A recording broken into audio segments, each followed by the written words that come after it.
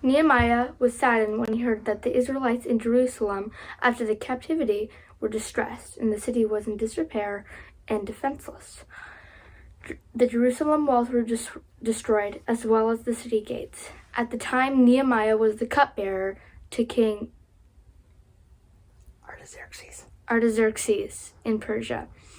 Nehemiah prayed to God that he could help Israel. God heard his prayers, and then some unlikely events happened. The king of Persia asked why he was sad.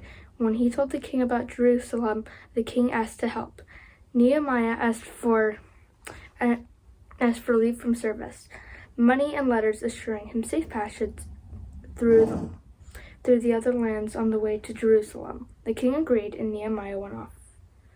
Nehemiah, along with other followers of the Lord, was able to rebuild the walls of Jerusalem in 52 days. That is amazing. God wanted Jerusalem secure and ready for his chosen people. It was the city that God's own son would ride triumphantly into on Palm Sunday. The city where God's ultimate plan for salvation would be won on Easter Sunday with Jesus' resurrection. Lord, you are always working out the details of your plans for our lives. Plans to help us to have hope and prosper.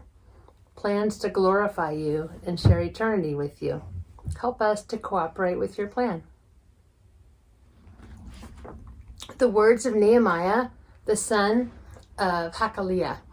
Now in the month Chislev, in the 20th year, as I was in Shushan, the palace, Hanani, one of my brothers, came, he and certain men out of Judah. And I asked them concerning the Jews who had escaped, who were left of the captivity, and concerning Jerusalem. They said to me, the remnant who are left of the captivity there in the province are in great affliction and reproach. The wall of Jerusalem also is broken down, and its gates are burned with fire. When I heard these words, I sat down and wept and mourned certain days.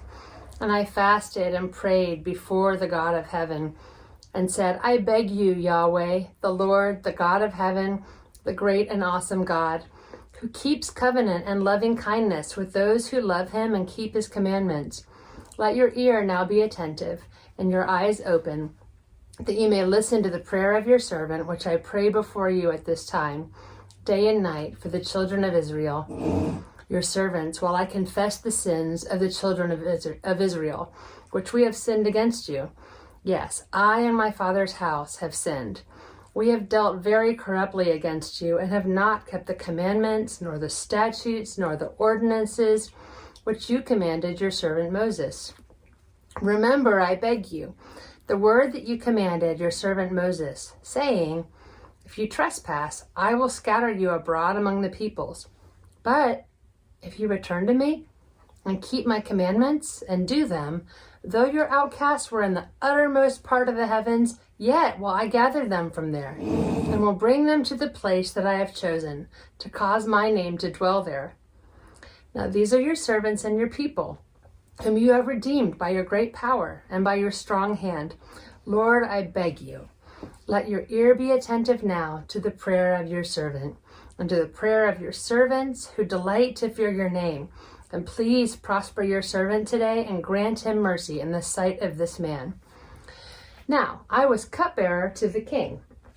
In the month Nisan, in the 20th year of Artaxerxes the king, when wine was before him, I took up the wine and gave it to the king. Now I had not been sad before in his presence. The king said to me, why is your face sad, since you are not sick? There's nothing else but sorrow of heart. Then I was very much afraid. I said to the king, let the king live forever. Why shouldn't my face be sad when the city, the place of my father's tombs, lies waste and its gates have been consumed with fire? Then the king said to me, for what do you make request? So I prayed to the God of heaven. I said to the king, if it pleases the king, and if your servant has found favor in your sight, that you would send me to Judah. It's not on. Oh, it is on. Oops. That you would send me to Judah, to the city of my father's tombs, that I may build it. The king said to me, the queen was also sitting by him, for how long shall your journey be? And when will you return? So it pleased the king to send me, and I set him a time. Moreover, I said to the king, if it pleases the king, let letters be given to me, to the governors beyond the river, that they may let me pass through until I come to Judah, and a letter to Asaph, the keeper of the king's forest, that he may give me timber, to make beams for the gates of the citadel by the temple, for the wall of the city, and for the house that I shall enter into. The king granted my requests, because of the good hand of my God on me. So the wall was finished.